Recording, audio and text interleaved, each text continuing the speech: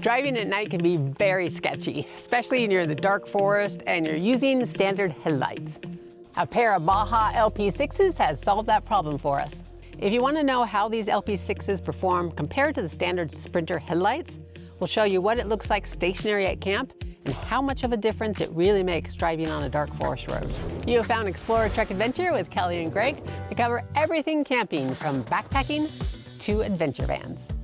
Now, we purchased these lights ourselves. If you like what we do and want to help support our gear testing and adventures, I'll have affiliate links down in the description below, so it's easy for you to find. Sometimes when you're headed out to beautiful campsites like this, the sun goes down. The van has the worst lights on the planet, and you can't see anything. We actually went accidentally one time, and it got dark on us. We couldn't see a thing, especially when we were off-road when there's no extra lights. These are the LP6s by Baja Designs. We just wanted to go with something simple. We didn't want to add a bunch of lights. I think they ended up being a good size for the van. They're held in place with the floating mount here. Eventually we'll have a hidden winch in there, so we won't have any external things to attach lights to. The real big question is are these lights enough? Can you get by with just 2 external lights to be able to get to places like this in the dark? We do have the upgraded lights in here, so they actually do decent for like driving on the freeway, but man, on the off-road, terrible. When I was looking at lights, I really wanted to see like how did they perform compared to the stock lights. So I'm gonna show you that tonight. We're gonna flip back and forth. We'll make it super easy to be able to tell like what's on, what's not on, and we're gonna kind of go through the cycles a bunch of times. We're also gonna take this thing out for a night drive. It'll be interesting because this road has a ton of rocks on it. When we came in, there was some like head-sized boulder rocks that you have to kind of swerve around. There's also a handful of trees that we need to avoid, and they're hanging over, and there's little wispy ones that will scratch up the van if we don't miss those. So it'll be curious if we have enough light to see those and if the light goes up high enough. We have an awesome sunset just rolling in here, but you'll never guess where Kelly is. Oh yeah, there she is. She's taking a snooze. This is like the Kelly predetermined place. We'll also pop the hood on this and I'll show you kind of briefly what I did inside. This is definitely not an install video or what to do.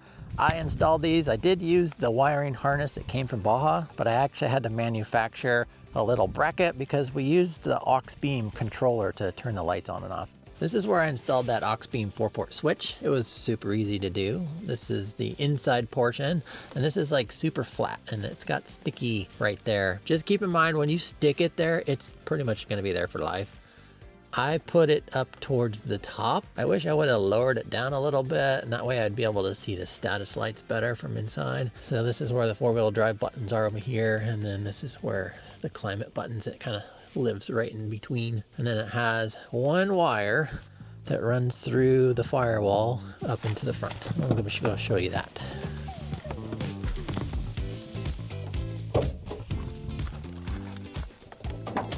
Here you can see the custom bracket I made to hold the guts for that AUX Beam controller on the inside. It kind of hangs off of this edge here, keeps everything cool. Like I said, this is not an install video, just kind of giving you an idea of what I did. The only problem with the wiring harness is it has like 700 feet of cable. It's super, super long. Some people chop them up and make them shorter. I wasn't quite sure I was capable of doing that and be able to reseal everything because everything is actually sealed up really nice. So the process getting this floating light bar installed, that was actually fairly easy. I think it said it was supposed to take an hour. I think it took me like 8 hours. You have to take off this whole front grille. It took probably 30 minutes for me to figure out how to get the tabs off. I was worried about breaking them. You just kind of got to manhandle them off. But once you get it off, none of the instructions talked about this little camera here. And that little camera took probably another 30 minutes because I couldn't figure out how to get the actual plug off the back of the camera, and I didn't want to break it and have a huge bill to have to buy a new camera on the front. It's just a lot of stress and a lot of like unknowns when you've never done it before. It's really pretty trivial to get the actual bracket installed. It's a couple bolts. You got to move a couple things around. It was super simple. Pretty much anybody can do it as long as you have the tools. Before it gets too dark, let me show you what these lights look like. They do have a daytime running light, or not really a daytime running light. They're more just a backlit, and they're amber. And you can kind of get real close here. You can almost see the circuit board in there inside. I think it looks pretty cool. They don't really provide any light to be able to see the road, so you're not going to get anything of that. It's just got a cool factor. The nice thing is it matches all the rest of the markers on the Revel, so it looks pretty nice.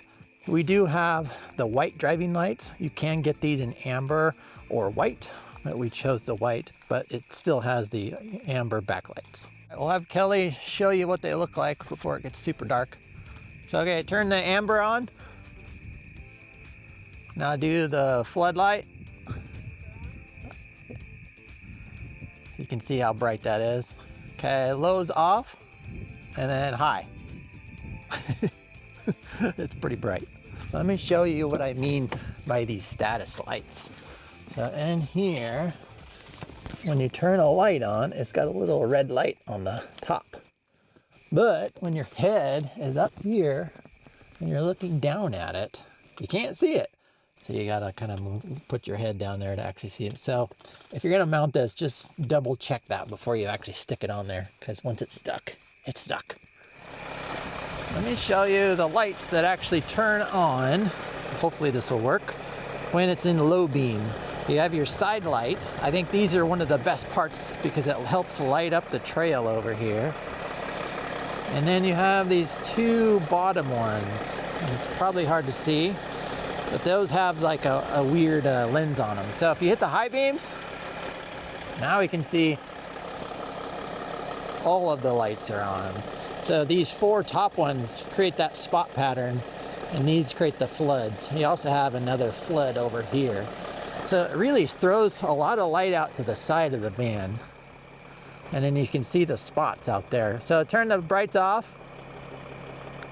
So you can really see that far distance you lose. And then throw the low beams back on. And the low beams just create so much flood. I love the low beams. Let's turn the van lights on. These are the low beams on the van. And that is the high beam on the van. Low beam, high beam. If we go back to low, if we add our fog lights in, these are built into the van. These are the ones in the bottom corner. They do light up the ditch just a little bit. They don't create a huge amount of light. And they do turn off when you go into high. Now, let's turn on our low beams on the Bajas. Just is a massive amount of difference. Off. So this is low on the van. Low Baja with the van. Baja off. Low Baja on.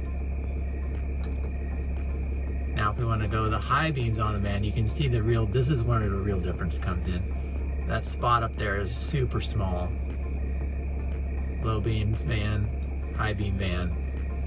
This is with high beam on the Bajas. Bajas off. Bajas on. Bajas off. Bajas on. Huge difference. We're gonna give you a different camera from the outside of the van. See, here we go. We are in low beams with the ditch lights on, or the fog lights. These are just the standard fog lights on the van. They light up this side a little bit. All right, low beams on the Bajas. This is low beams on the van only. Let's add Bajas. It's kind of comical actually.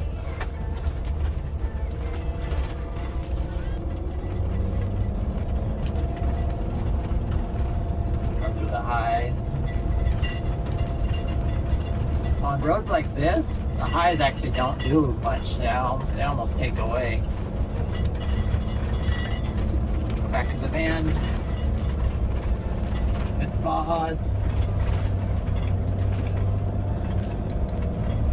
Van lights. Let's go into high beams on the van. That's high beam on van, and then high beam Baja. High beam van. High beam Baja. That's like, that's pretty awesome. And that's just two lights. So I think that's plenty. High beam van. High beam Baja. Back to low beams. Low beam van. Low beam Baja. So you can see how much it lights up the top of the sky area. This is absolutely not legal to drive on the road with. You would blind people for sure. Low beam with the low beam Bajas. That's pretty cool. So we're just gonna drive with these low beams, with the low beam Bajas on for a while, and we'll give you an idea what it looks like.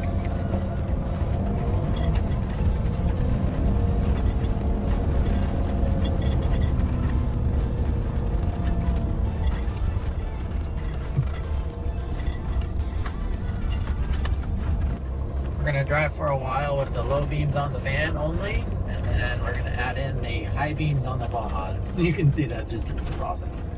You can see we can easily see these sticks on the road. Lights up the rocks on the ground pretty good.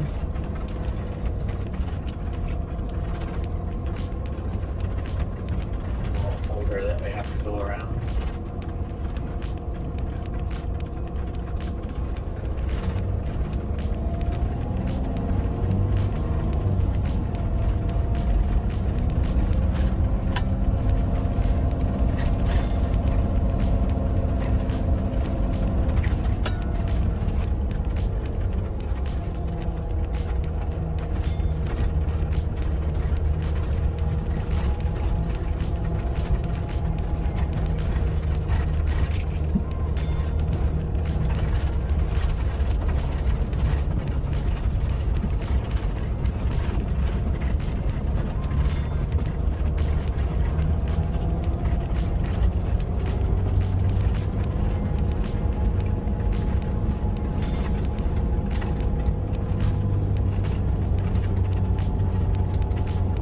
Beams, Bajas, off, on,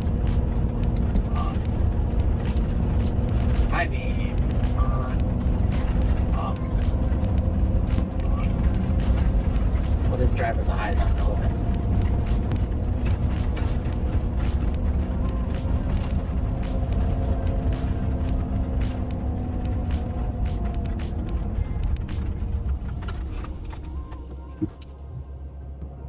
Okay, one thing I want to show is these are just the low beams on the van. On just the van. There's a corner to the right, but you can't even see it at all. If I turn the Bajas on, you can actually see the corner. Going around the corner. Where before you just can't. That's a major bonus.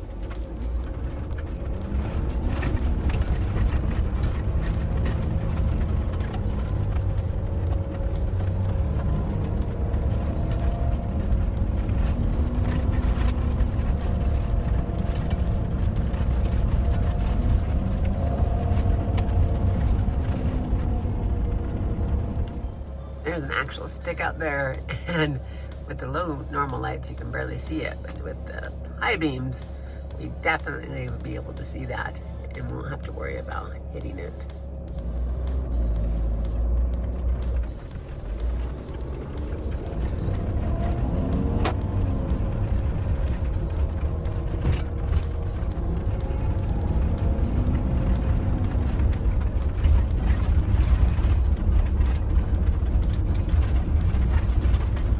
Low beams, off, on,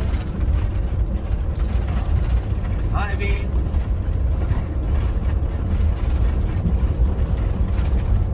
off, high beams on, high beams.